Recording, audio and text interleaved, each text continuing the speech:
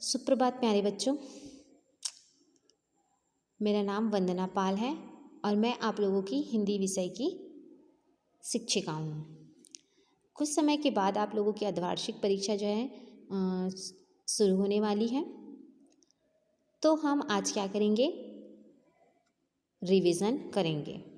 ठीक है, रिवीजन करने से पहले कुछ बच्चों को मैं बता दूं कि जब क्वेश्चन दिया जाता है कि निम्नलिखित पद्यांश के प्रसंग संदर्भ सहित व्याख्या कीजिए, ये जब दिया जाता है तो आपको प्रसंग भी लिखना है, संदर्भ लिखना है, प्रसंग भी लिखना है और व्याख्या भी करना है। ठीक है, जैसे कुछ बच्चों ने उस टाइम बहुत सारे मिस्टेक किए थे।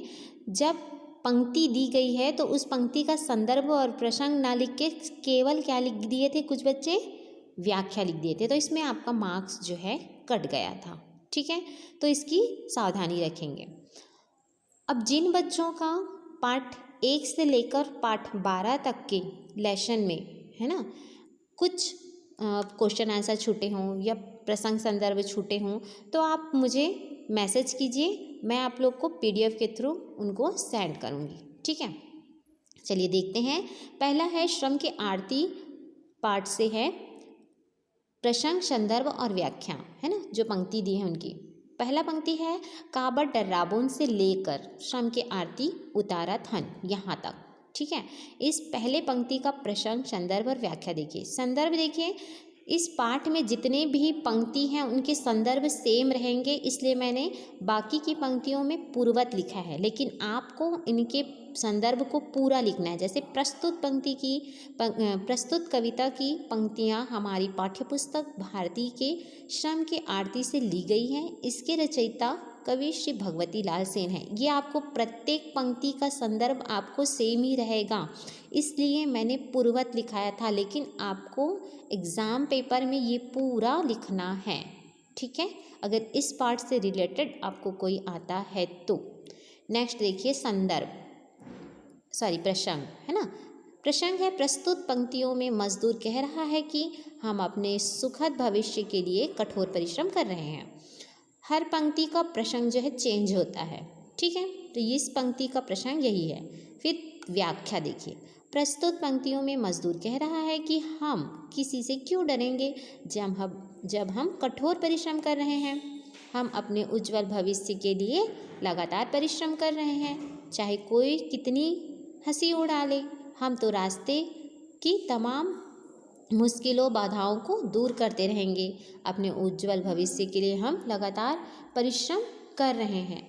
ठीक है, तो ये है आपका पहले पंक्ति का व्याख्या। ठीक है, उसके बाद सेकंड देखिए, नई थकिस कभू चंदा सुरुज। इस लाइन से लेकर श्रम की आरती उतारा थन तक लास्ट, चौथा, इस पार्ट का चौथा और लास्ट पंक्ति। ठीक है, संदर्भ यहाँ पर देखिए मैंने पूर्वत लिखा है, लेकिन इसका भी संदर्भ क्या आएगा, यही आएगा, है ना। प्रस्तुत कविता की पंक्तियाँ हमारी पाठ्यपुस्तक भारती से ली गई है, श्रम की आरती से, है ना। इसके रचयिता श्री भगवती लाल सेन है। यही आपका इसमें भी संदर्भ आएगा। ठीक है, प्रसंग देखिए, मजदूर और किसान कह रहे हैं कि संसार में अच्छे कार्य करने वाले का ही नाम अमर होता है। ठीक है, इसका प्रसंग है इस पंक्ति का। फिर व्याख्या देखिए, प्रस्तुत पंक्तियों में मजदूर व किसान कह रहे हैं कि सूर्य और चंद्रमा बिना थके निरंतर अपने रास्ते पर चलते रहते हैं और उजाला फैलाते रहते हैं। संसार में अच्छे कार्य करने वाले का ही नाम अमर होता है। इसमें कोई भ्रम नहीं है कि हम देशवासी चाहते हैं कि सभी मनुष्य एक नीति के मार्ग में चले, है ना, सलाह मशवरा कर एकता का मशाल जलाए। तो ये है आपका जो चौथा पंक्ति है उसकी व्याख्या, संदर्भ प्रसंग सहित व्याख्या। ठीक है, फिर नेक्स्ट देखिए, नेक्स्ट है यहाँ पर निम्नलिखित मुहावरों का अर्थ लिखो और वाक्यों में प्रयोग करो, है ना। जब ऐसे वाक्यों में प्रयोग करो दिया है तो उस मुहावरे का आपको अर्थ भी लिखना है और उसको वाक्यों में भी प्रयोग करना है ना।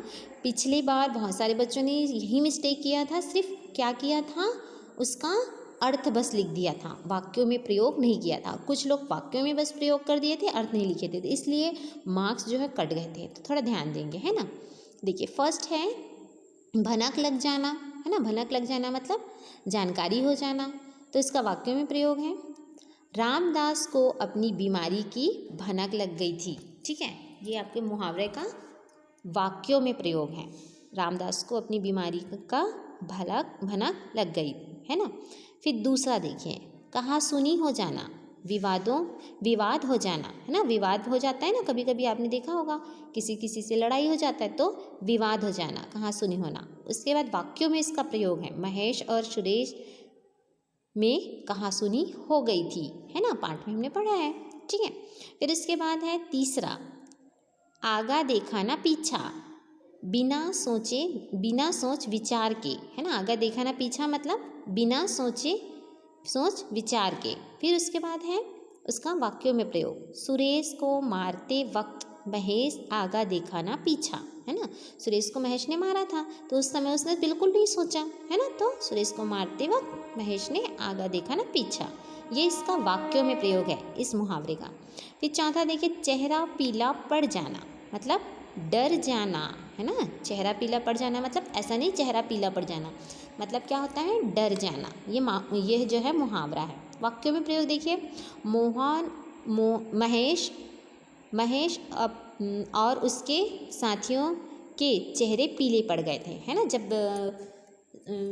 प्रिंसिपल सर को पता चल गया था तो महेश और उसके साथियों के चेहरे कैसे हो गए थे, पीले पड़ गए थे, मतलब डर गए थे वो, है ना। तो पीला पड़ जाना, चेहरा पीला पड़ जाना मतलब डर जाना। फिर कान भरना, भड़काना, है ना। किसी के खिलाफ कुछ बोल देते हैं ना कुछ लोग, तो कान भरना वही है भड़काना। वाक्यों में प्रयोग है, महेश के साथियों ने उनके इतने कान भरे कि वह सुरेश को अपना दुश्मन समझ बैठा, है ना। कुछ साथी होते हैं ना, एक दूसरे के बीच में फूट डालने का काम करते हैं, तो वो भड़काने का काम करते हैं, है ना। फिर है शैतान सवार होना, अत्यधिक क्रोधित होना, है, बहुत ज़्यादा गुस्सा होना। वाक्यों में प्रयोग है, सुरेश को मारते समय महेश इतना हिंसक हो गया मानो उसके अंदर शैतान सवार हो गया।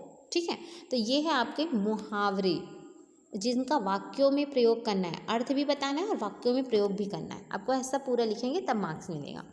ठीक है, उसके बाद यहाँ देखिए शब्दार्थ हैं, कुछ शब्दार्थ दिए हैं, जैसे कि हताश मीन्स निराशा। उसके बाद है सांत्वना, दिलासा। अवाक मीन्स बोल ना पाना, है ना। फिर रहमदिल, दयालु, है ना। राहगीर, रास्ते पर चलने वाला व्यक्ति, है ना। अजनबी मतलब अनजान या बिना जान पहचान वाला। अपलक, बिना पलक झपकाए। प्रवर्तक, आरंभ करने वाला, है ना। दाखिल मीन्स भर्ती, है ना। दोबारा मतलब दूसरी बार। चिट्ठी मीन्स होता है पत्र। ठीक है, तो ये है बच्चों आपके वीडियो। आपको पीडीएफ में कुछ क्वेश्चन आंसर दिए गए हैं, उन क्वेश्चन आंसर को लिखकर मुझे सेंड कीजिए बनाकर।